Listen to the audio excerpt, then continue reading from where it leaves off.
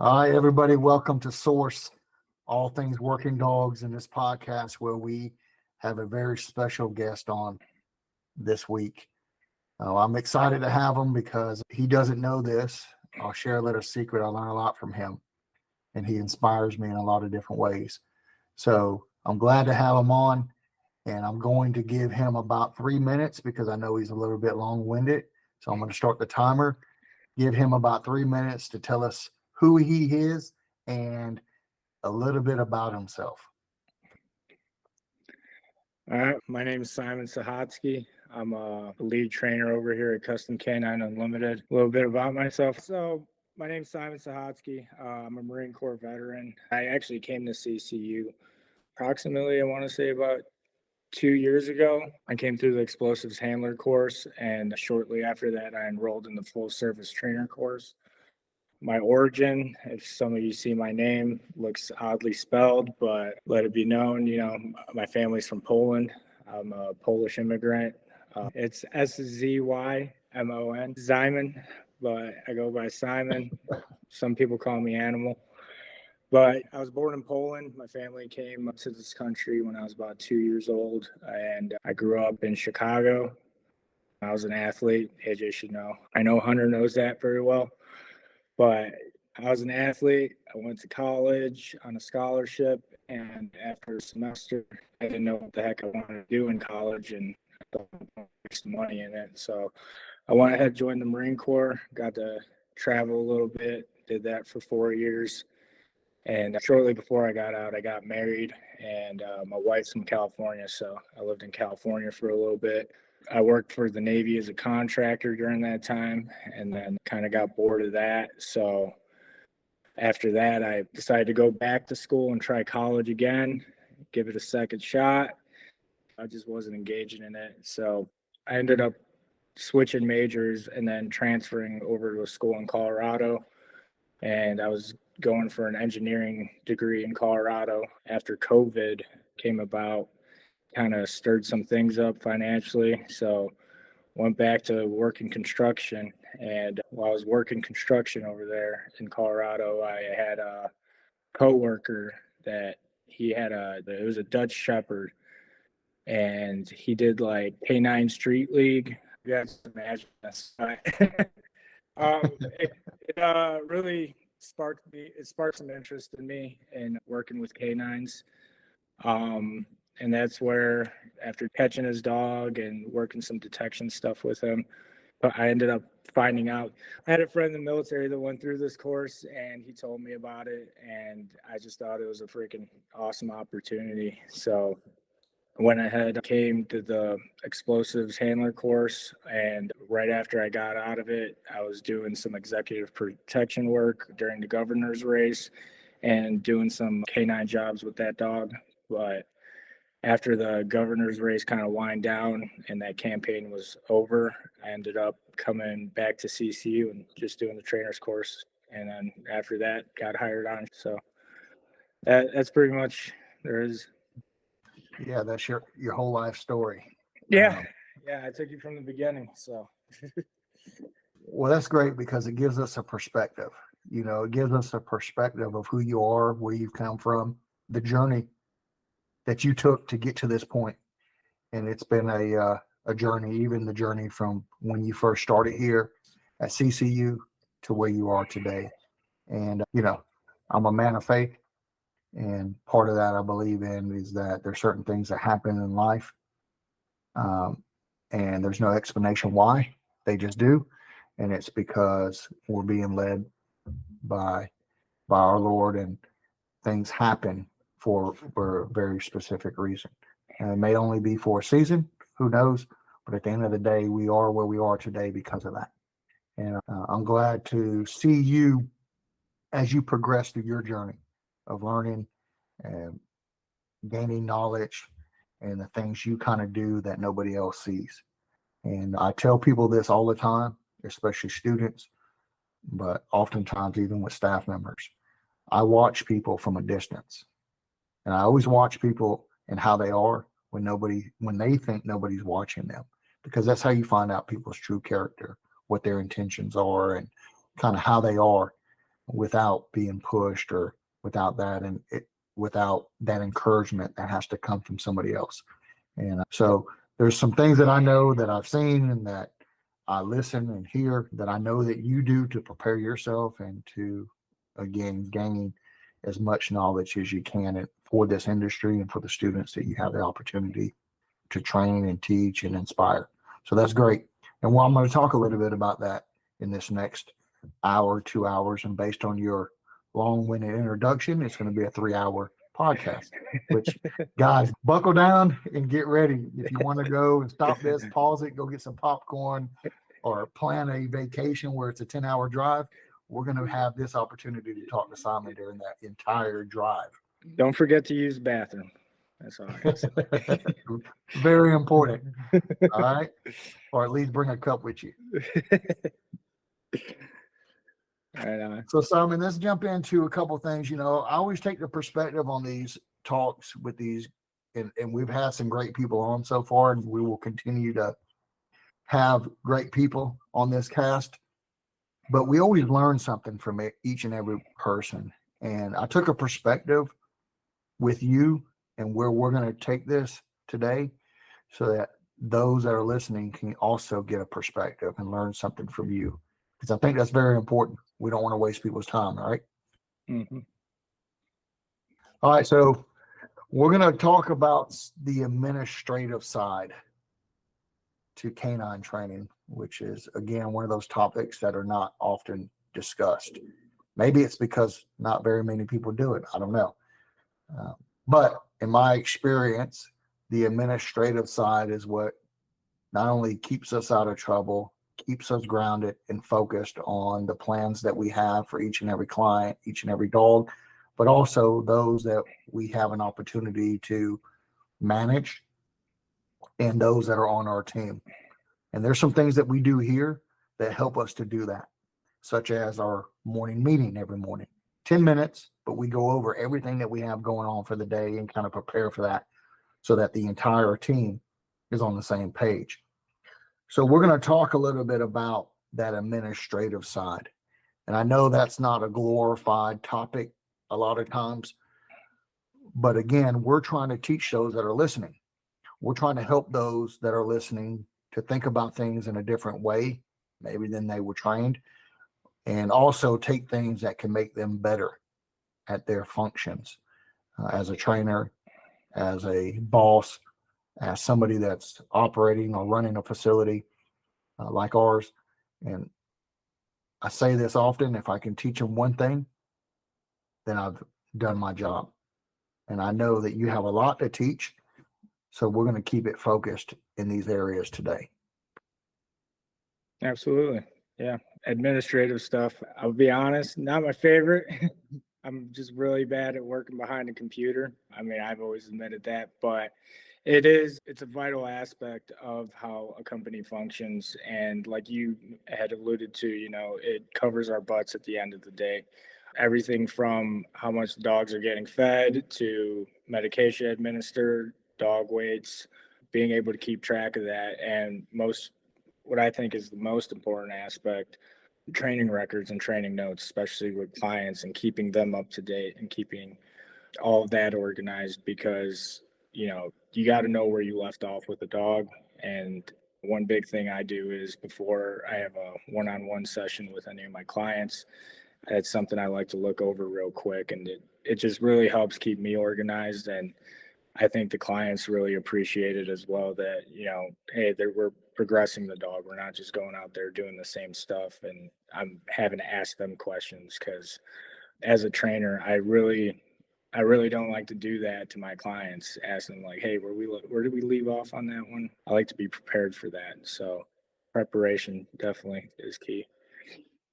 Well, yeah, and it brings validity to what you do, right? If I showed up as a client to an establishment for training and I hadn't been in training or hadn't seen them at least for the last month, and they don't even know what we're doing, or we're doing the same stuff that we were doing last time, just hanging out underneath the tree in the shade and getting a little bit of training in.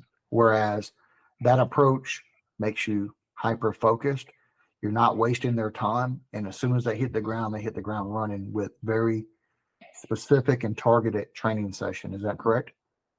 Yeah, absolutely. The clients are paying me, for my time. And with the limited time that I have, I want to be able to maximize and ensure that every second that I'm spending with that client and their dog is effective and progressing their dog. And there's no lull in between because whatever time I have with them, if it's an hour, at the end of that hour session, hey, I probably got students or another client that I got to get with.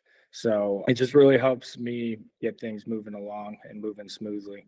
And I mean, I said it's not my favorite thing, which, I'm being honest about, but that's one of the things about me is even with aspects that I don't enjoy, I really try to push myself and get good at them so that it's not such a big burden on me at the end of the day. Because ultimately, you got to enjoy what you do for you to be good at it. And, the more I see how much administrative stuff when I do it, how it benefits me, the more I admire it and the more I'm willing to do it at the end of the day, you know?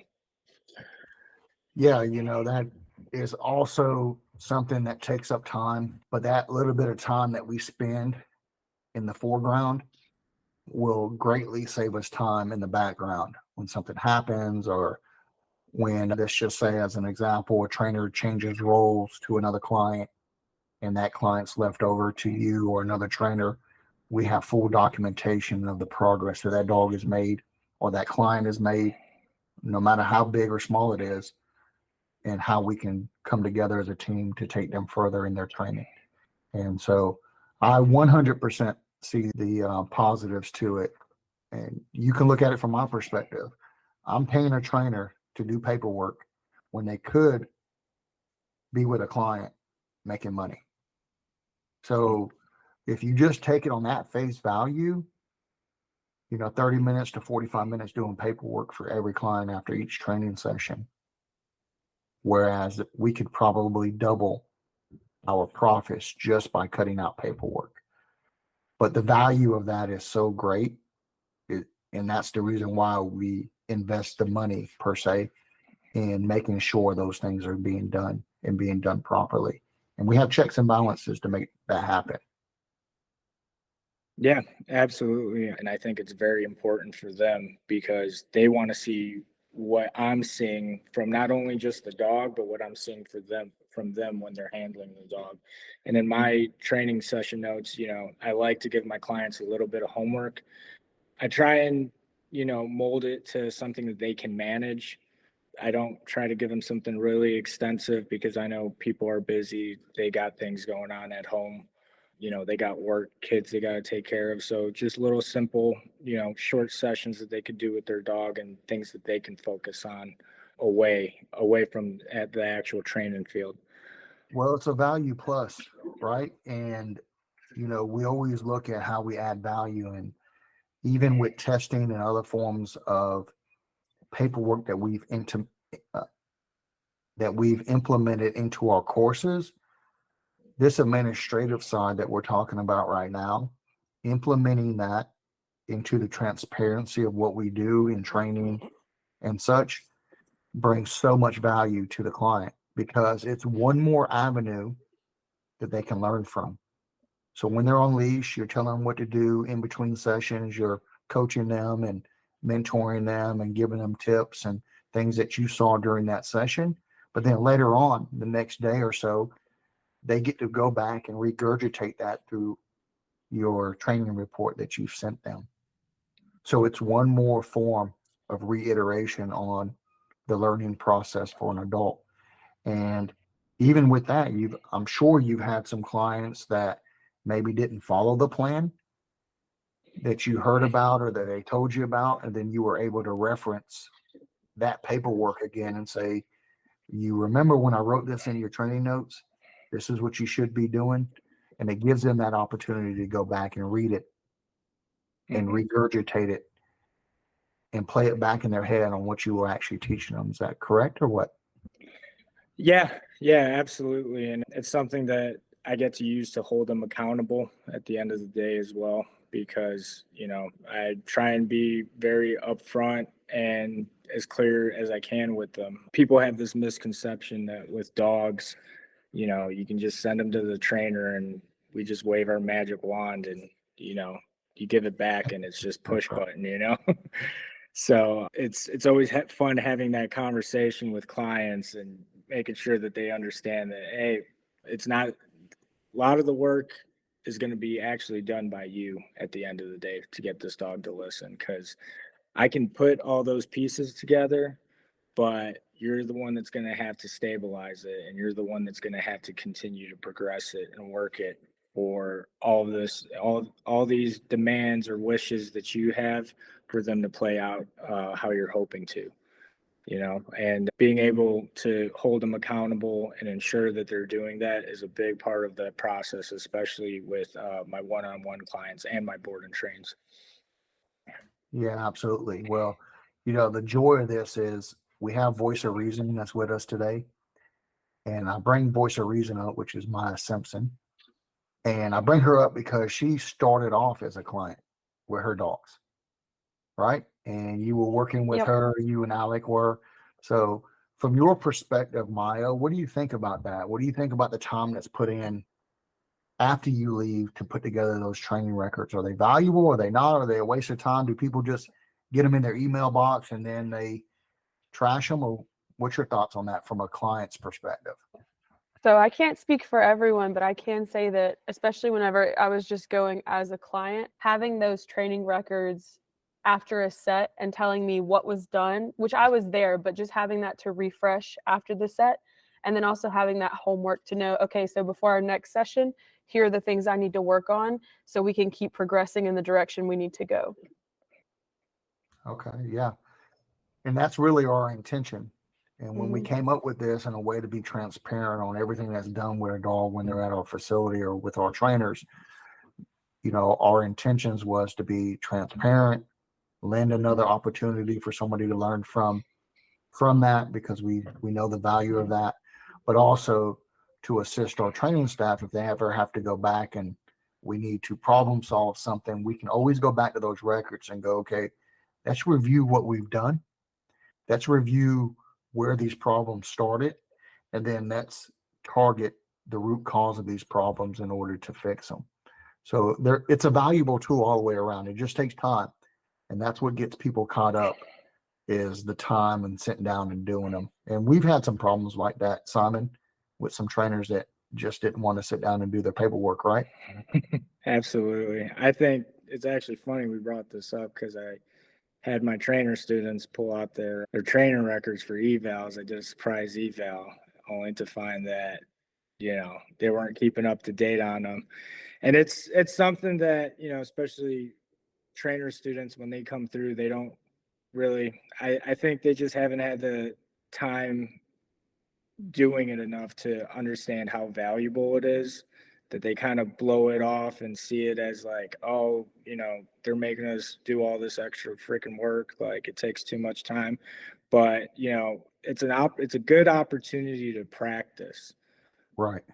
and get those repetitions in, because when you do go off on your own and you're running your own business, you're going to see the value of that, and you're going to see the value of, or have that understanding of exactly what you need to put in there that's going to help you out. Because it was funny enough, I had a student come with me after, hearing their spiel about, they don't got time to do record keeping. And I actually had a student come with me to go do a vet visit with one of our clients.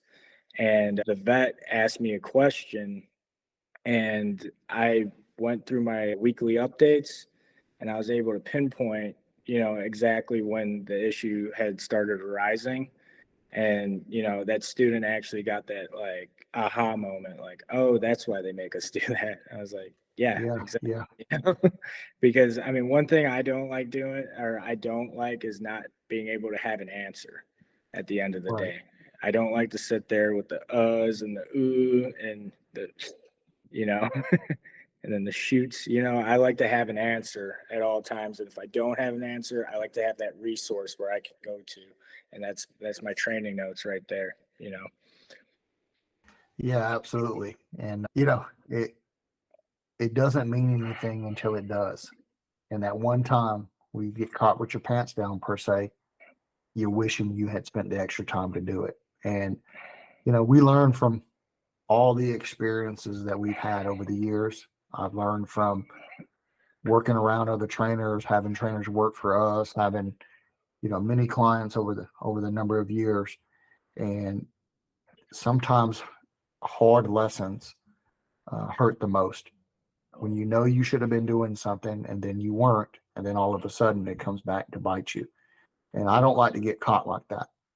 I like to take every precaution possible so that we can prevent as much turmoil, if you will, as possible, not just for CCU, but really for our trainers.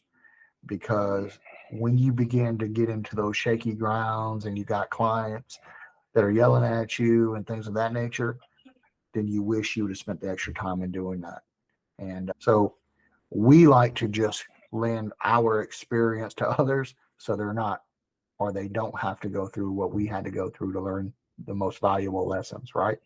Mm-hmm. Yeah, absolutely. And I I understand how much time, especially during the course, those training records take. But ultimately, if you're dedicated and you want to do this and you want to do it well, you're going to put in that time and get those repetitions. Where ultimately, at the end of the day, like you mentioned, like you may not see that value right here in the now, but like you're gonna wish you did them if you didn't. Yeah, that's right. Yeah, it's, it brings more work, but I think it saves you time in the long run, Yeah. realistically. Yeah, absolutely. So, in your current role, Simon, let me ask you something. Tell us some things that you learn now about dealing with not just from a personal standpoint, but the personnel that you now have to manage, and also maybe some client management tips that you can give us that have helped you, that you've learned over this period of time now. Yeah. Well, I'm going to tie this into some relationship advice. I think this goes well, if you're married with your significant Wow. other. Oh my I think, goodness. Your I wife think, must listen to this.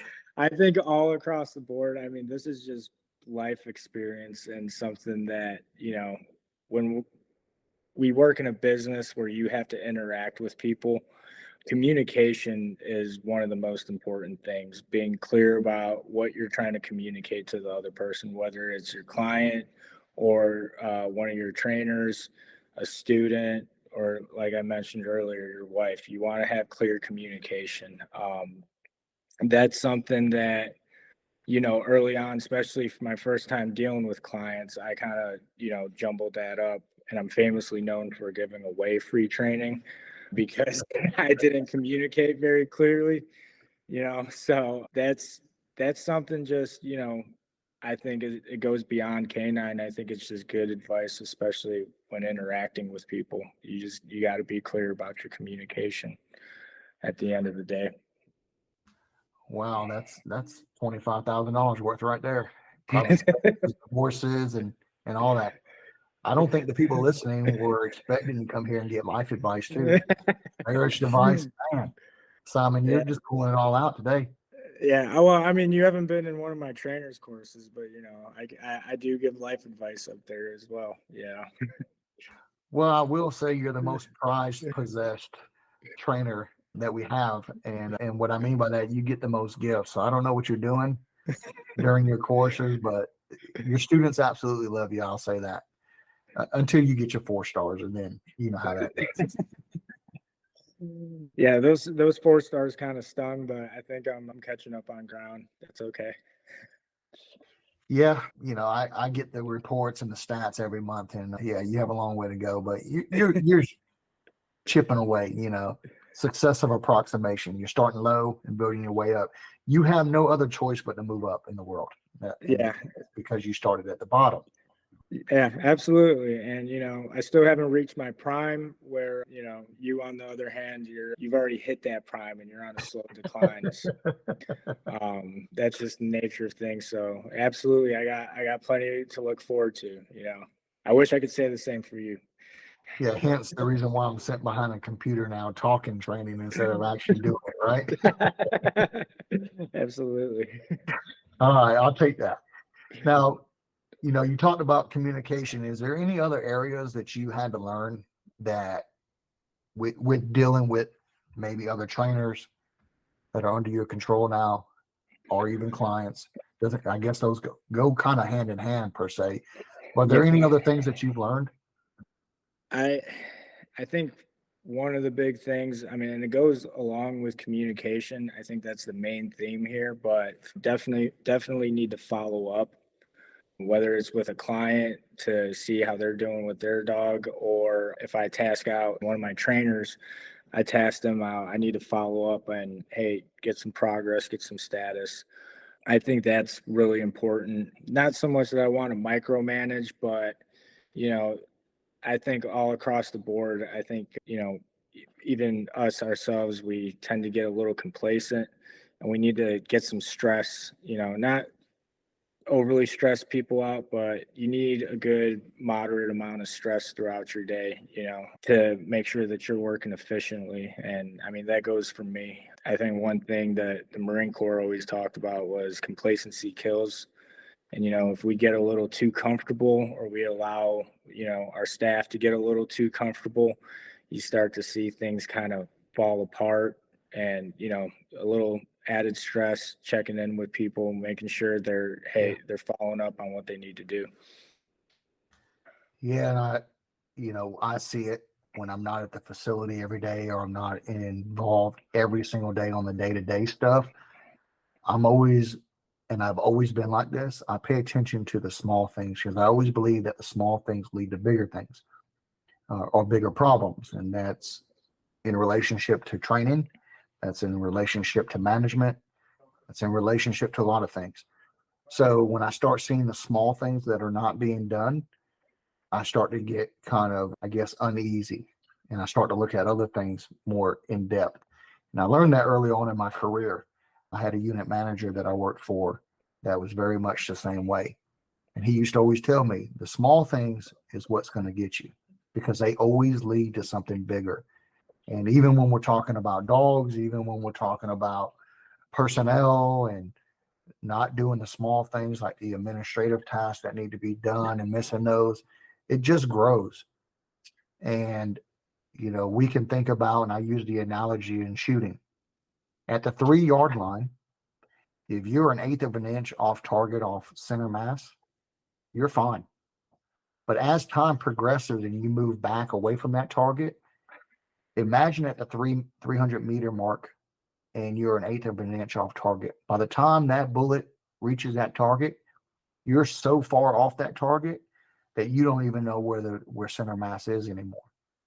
So I think the same thing goes for training and administrative task and management, that if we don't pay attention to the small things, those are the things that eventually grow and get us so far off target that we don't even know where we started. So I'm a firm believer in that. And you hit the nail on the head on just staying on top of those things and checking up. Not that you don't trust people, but you're just going to verify and make sure those things are getting done. And if we do it in a professional way, if we do it in a manner that people understand the reasons why, it's never a bad thing. I have found in my experience that the people that have problems with that are the people that are trying to get away with not doing things. Because if you just build habits, they become easy. We learn from our students, we learn from others that are around us, good or bad, right? What are some areas that you may struggle with the most now? And what are you doing to try to fix those areas or work on those areas? Are you running away from them? Yeah, I'm scared. So anytime I get scared, I try and run away from them, and I just push them off to the background. It's like I mentioned with the administrative thing, like I knew that was something like I struggle with. That's what I like to get ahead of. I like to get ahead of things, just put myself to do it. I kind of look at it like tracking. When I was first learning how to track, I hated it. I did not like tracking whatsoever. I was like, man, there's these Giro spiders everywhere. There's snakes in the grass. We're running with these dogs. Dude, I did not like it whatsoever. But, it was something that, if I got a bit clearer once I got a clearer understanding of what we're doing, and I continue to push myself, like, hey, I want to learn more about tracking. And I would read a lot. I would go ahead and get those sets in, especially when I was even in the trainer's course. I volunteered, like, hey, like, I want to get these sets in, and I pushed myself to do it, and I got ahead of it, and it ended up being one of the things that, like, I really like to teach. I mean, it's still not my favorite thing to teach, but Yeah. it's one of those things where it's like, man, I can honestly say I can go out there, teach students how to track, and still enjoy it. So, but as far as some things that I struggle with day to day, I think, you know, where we work and the people that we come in contact with, we come in contact with people from a lot of different backgrounds. A lot of different backgrounds, a lot of different places, a lot of different police departments, a lot of different branches of service. And it's sometimes, when you get a group of students or you get a client from that might not be from around here or someplace that I'm familiar with, it's just trying to work with these different personalities, and not trying to take certain things too personal, and trying to have an understanding of exactly, where that person came from. And honestly, that's something that you, AJ, really helped guide me through, because I think I struggled with that a lot in the beginning.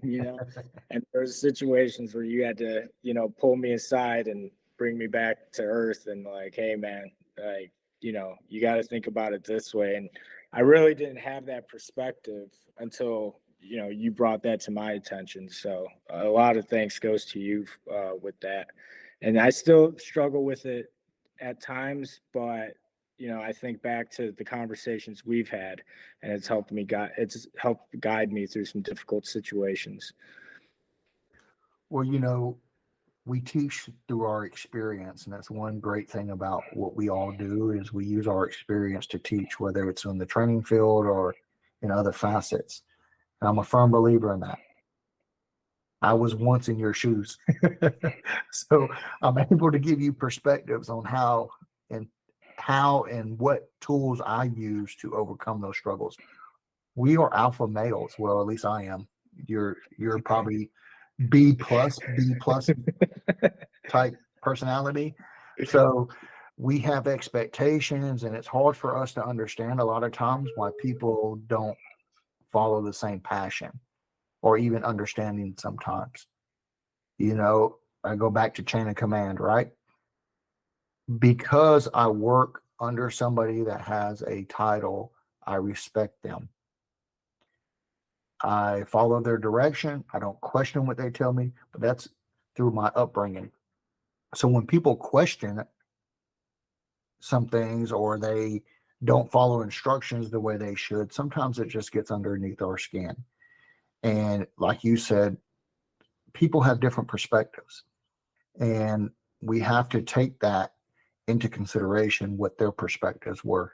You mentioned earlier about communication with the client, and one of the things you were alluding to was a client that you told something to, but the way you phrased it was not clear. And we put ourselves in the shoes of the client and we said, well, if we were the client, we would have thought the same thing. You knew in your head what you were trying to explain or what you meant, but that's not the words that came out of your mouth. And so it just brings up situations that we learn from, right? And you said, well, that's something that I had to learn. I had to be very clear and concise in my communication. And Coach K said this in an interview that I heard one time. He said, never let the message get lost in the way that you deliver it. And I always take that to heart because my background, I would always allow the delivery to mess the message up. And those are things as a young trainer, and I say young trainer just because you haven't been doing it as long as I have, those are lessons that I can teach you. And it really helps situations rather than hinder it. And we think a lot about dogs in this case as well. Yeah, you can correct a dog all you want to. It's going to make you feel better. But does that really change the behavior? Or do we need to come up with another method to help the behavior make positive change? And it's the same thing dealing with students or even staff members. Yes, we can yell, curse, scream, kick things, and do all that, but does that really help the situation? Does it change the behavior? Does it make it better? Does it get us to a place where we can move forward in a positive manner? Most times, I'm sorry, it doesn't. So those are lessons that I learned the hard way. And I'd rather you not go through the same struggle. So I try to teach the same things to you guys in our approach and our considerations. It's not just one way. A lot of times it's considering all the parties involved. So it's good and refreshing to hear that that's something that you struggle with, but you are making proactive steps to change that and to overcome those. And that's great. I think our listeners can learn from that as well. I mean, think about your most difficult student, man. And I think we're going to think about the same person in our head. We won't say his name, but think about that student and the struggles we went through with that guy. But think of where we are now, because we were the professionals in that situation, and we didn't allow him to dictate our responses. And look where we are now with that student. We'll talk to this day, me and that student. Like, it was a struggle, but he's, after everything that we went through, and that's actually when you had that conversation with me. And, it's been a couple months now since we've had him in our course. And honestly, like, I still talk to him about like once a week, see how he's doing. And he reaches out to me. I still invite him out to do some training with us. And, couldn't say anything, bad about the guy. Like, awesome dude. But, during the course made me want to pull my hair out. But at the end of the day, just working through that struggle, it ended up paying off. And, it's awesome having that connection with him now as well. Well, most importantly, you didn't lose a student. And we often say this, you can get your point across and come out ahead, but now you've lost that student. For one, now you don't have an opportunity to teach them and to mentor them. And then we got to think about, well, who else is going to do that for them? Now it's going to be another lost person out there that's going to have a bad experience in our industry and not have the opportunity to learn. And then he thinks of it, well, everybody just turns their back on me. Everybody just doesn't want to help me. And now he's stuck in a dark place by himself. But instead, you salvaged that relationship. You showed him ways to respond to difficult people. And it did take him a minute, but just a few weeks later, he began to see the situation for what it was. And I commend him for that, because he's apologized time and time again. And we have to actually tell him now to stop. Like, we're way past that, man. We're peers, and now we have an opportunity to help each other out. And that's an important facet. Yeah. And I mean, all credit to him. He is a very talented dog trainer too. And it's awesome sometimes just hearing from him and just, getting just bouncing ideas back off of each other, issues that he's having, issues that I might be having, because I like having I like discussing that type of stuff, especially with my students. Because at the end of the day, when students graduate, like, I tell them this all the time, like, no, I want to have a relationship with you where when you need some help, you can come reach back out to me, and I can find a way to help you. Because I don't want someone leaving this campus and I'm like, man, am I glad that guy's gone. I never have that feeling. Well, I think that's great advice, man. And I think it gives our listeners a perspective that they may not have thought about, because we get caught up so much in, this is my business, this is the way I do things. And either the client falls in line or they get lost. Either the dog falls in our box or they get lost. But as we've resonated over the last couple episodes, we got to think outside the box.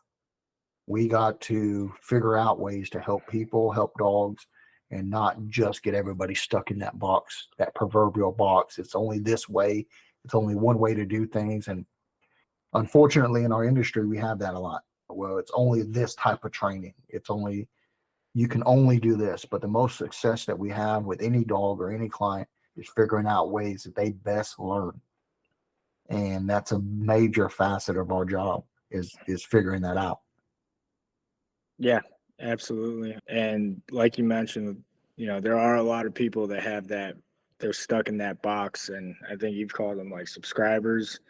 There's plenty of names for that, but and that's kind of what my focus is on with my trainer students, especially is, like you guys are, asking me, how you do this, how you do that, but like, why don't you ask me, why does the dog do that?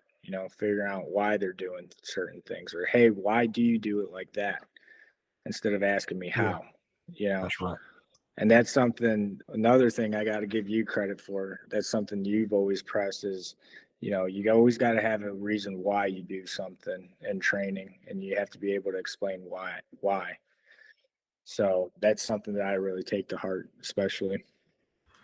Well, yeah, it goes back to our experiences, right? This is one more thumbs up to teaching from experience. I had trainers that taught me that just told me what to do, but by no means am I stupid. And I have pretty good common sense. That's why I was pretty good at my job, both as a handler and in law enforcement, just because I had common sense. Common sense tells me when things are not right. When you're telling me stuff that just doesn't make sense, and when I question that or ask the question about it so that I have a better understanding, you can't tell me, you lose all validity with me. And we should not be teaching people things that we don't clearly understand why they're doing it. And I can go into a whole list of the reasons why, especially from a law enforcement perspective. And I just taught a little bit about this in our report writing class. One day they may have to testify to the reasons why they're doing something. And if they don't know why, they shouldn't be doing it. And if they're learning things from us and we don't clearly know why, then we're really doing a disservice. So that's why we preach that so much. And a lot of that comes from my past experiences dealing with trainers that were just telling us to do things or, try this and try that, but they couldn't explain why. I stay far away from that. And I encourage any trainer to just learn, stay in your lane and learn. Don't be scared to say, hey, I don't know, but I have someone else that knows. I mean, get with them and let's figure this thing out together. But for some reason, people are scared to do that. They think they're going to lose clients or they're going to lose their persona or something. I don't even know why, but they just feel like they can't do that. I'm okay with that. I've been doing this a lot of years, but I don't know everything. And I'm okay going, hey, let me get with somebody else. Let me get them involved and let's see what we can come up with because I'm stumped here.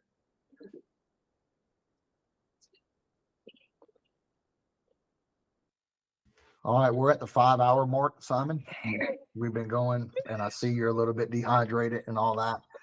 But before we go, obviously we need to learn some things. So if you had some tips to give to someone that may not be in the industry or may be looking to become a trainer, what would those tips be? Give us 3 tips that you would give them.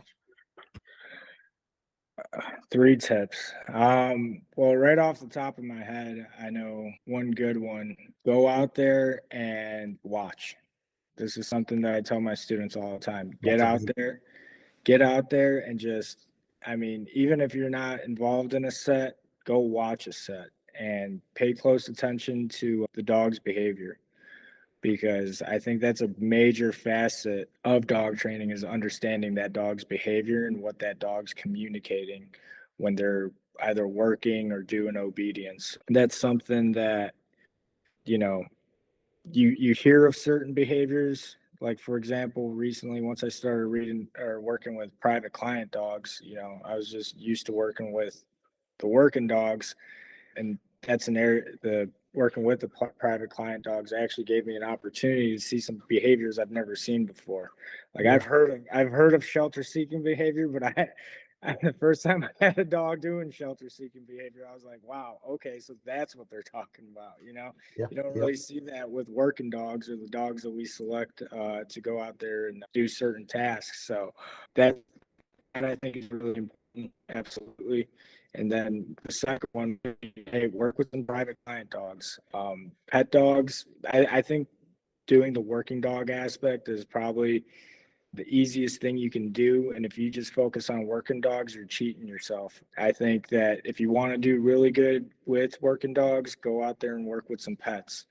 Because and I tell this to students as well, you know, I have the easiest job in the world. I get to select the dogs that I want to work with.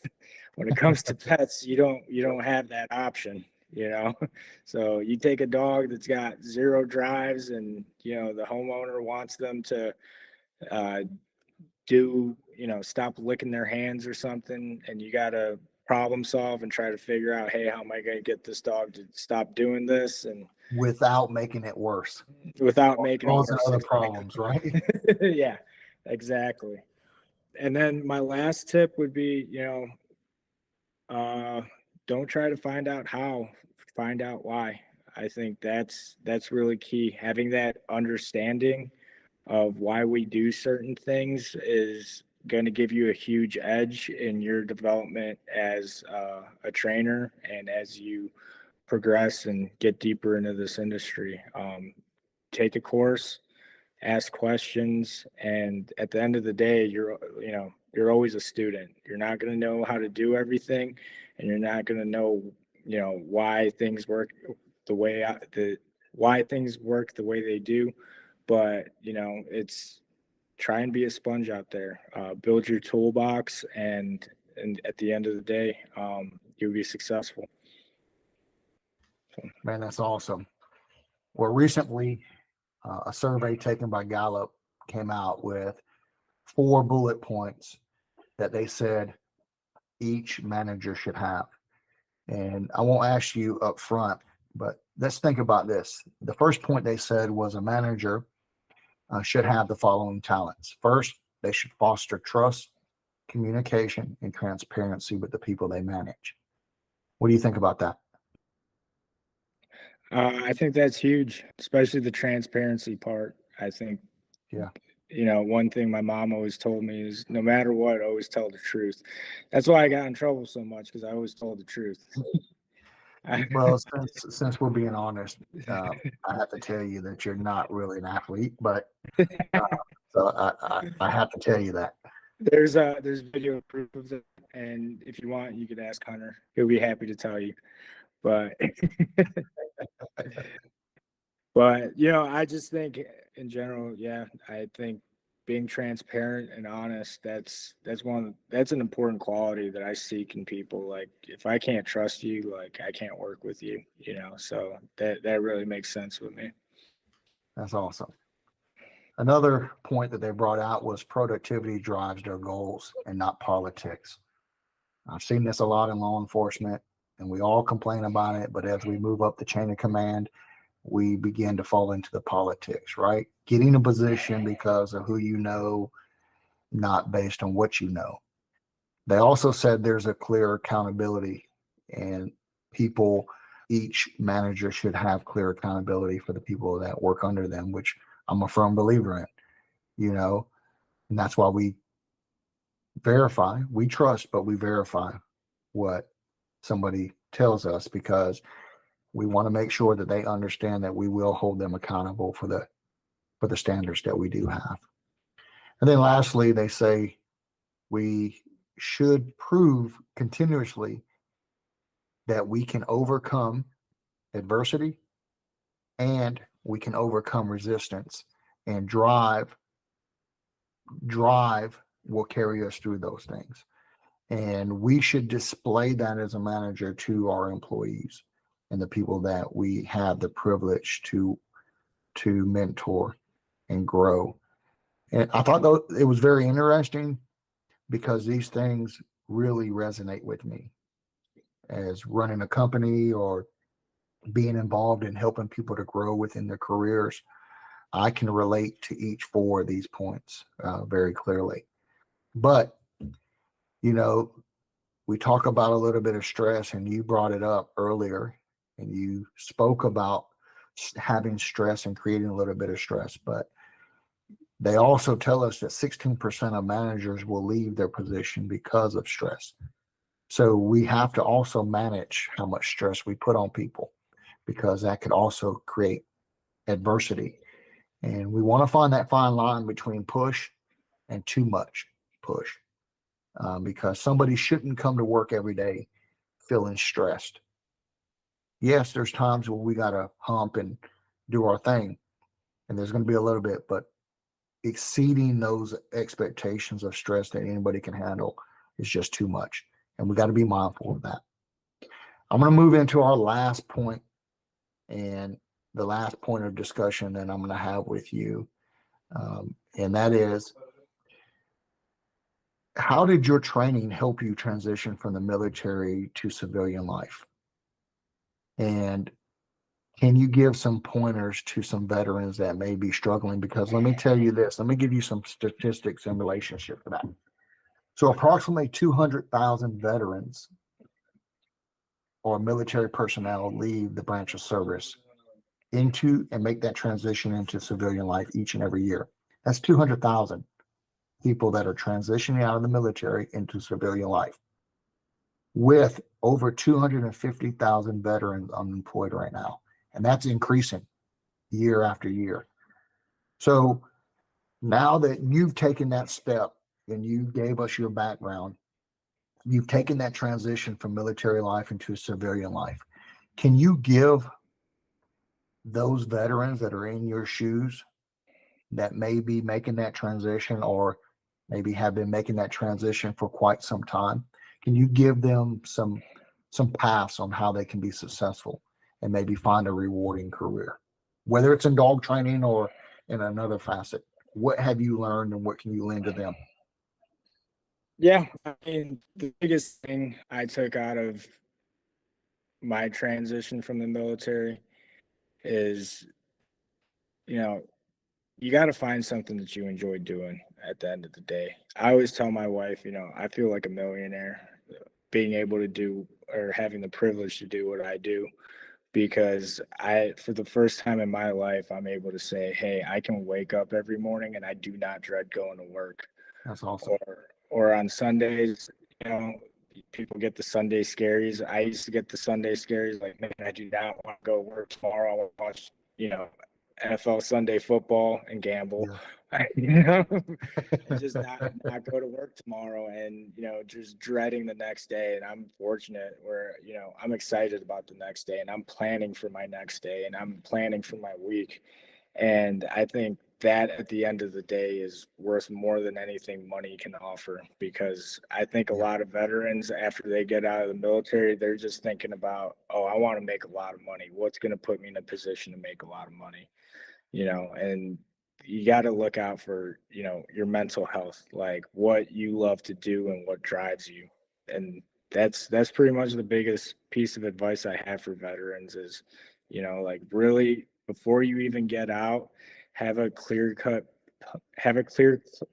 plan, and don't just think about the dollar bills. Think about, what you're going to love.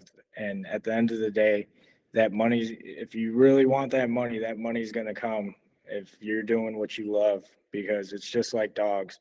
Dogs are, they excel at things that they enjoy, and we're no different, so that's what I got. Yeah. Well, I like it. We're going to wrap this up, and I always give at the end of our podcast, I give some points that you brought up and some things that we learned from you. Now, I will say this was packed with a lot of learning from you, believe it or not. And I know not very many people can learn from Simon, but I learned so much on this podcast. But let me give them some takeaways that you gave us. First and foremost, communication, and the importance of communication, embedding communication in with your daily activities, not just professional, but personal as well. And that's something that we can all learn from. Ask our wives. Those that are listening, ask their boyfriends.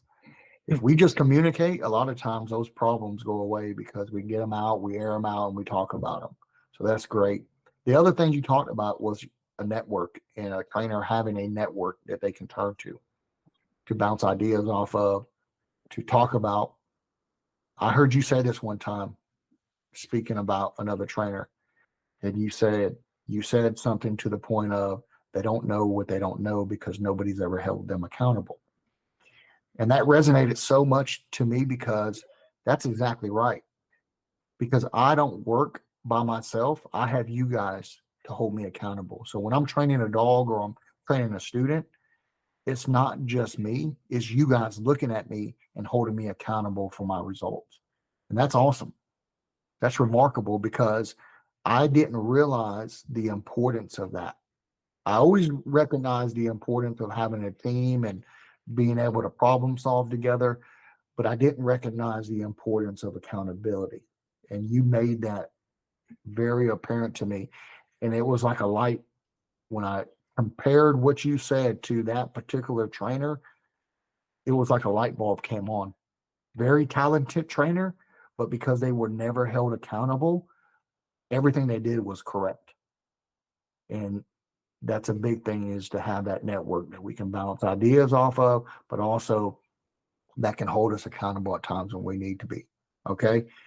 Then you gave us 3 things as we moved on through here. And here's the 3 things you gave us to be a successful trainer. You told us to watch, sit back and watch more than you talk. And that's what I took from that. Watch sessions, watch dogs work, watch other trainers work and what they're doing.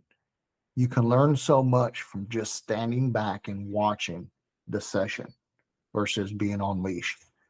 And that's a valuable tool that we can all take away from this talk with you. All right. The next thing and the next point you brought up is always be a student. Always be ready to learn from somebody else. Even if they don't have a lot of experience per se, you can learn so much from them. I always learn from knowledge. And what I mean by that is, as soon as someone tells me that they've been doing this for 20 or 30 years and they try to persuade me how much they know by the number of years they've been doing this, I automatically turn them off. I don't listen to a word they say after that. But somebody that's willing to teach me things, that are willing to show me through their knowledge of how much they know, man, I'm like a sponge. I'm all in 100%. And I respect those trainers so much, no matter the length of time they've been doing it.